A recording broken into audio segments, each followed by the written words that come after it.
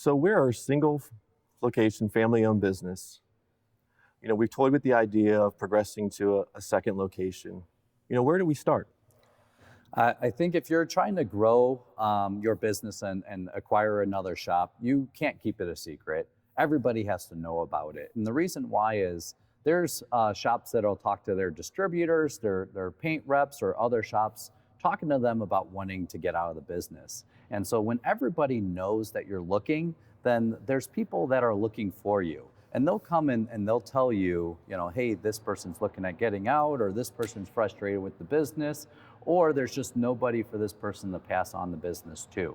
And it really does help, at least get a lead to start a conversation with the owner. And that's where I like to just give them a call, have a breakfast or lunch, something that's just, making sure that we mesh together where we can potentially do an acquisition. And you'd never want to talk about money or negotiations when you're first talking to somebody.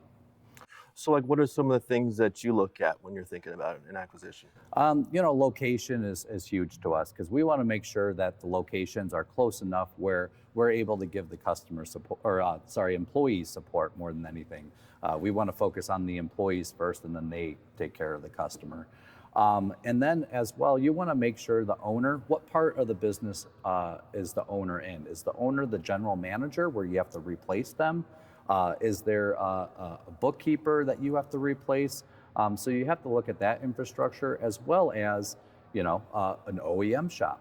So is your culture OEM, or are their culture OEM where, they're going to probably expect to be certified shop and do repairs per their standard, and you got to make sure that your culture matches, as well as, if you're a DRP model, that's probably a focus that you would want to be on there.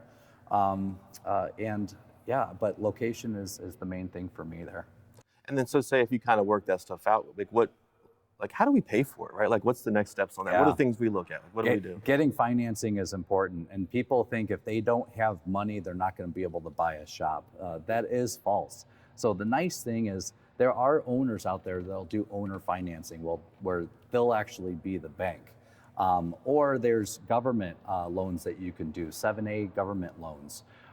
You also want to make sure that you have a relationship with your regional bank. I like dealing with a regional bank because you're dealing with a local person, local ownership, and you're getting to deal with the commercial loan person, which in return goes to the loan committee and fights for you, tells your story, because that loan person wants to loan out money, and they'll fight for you to get what you need.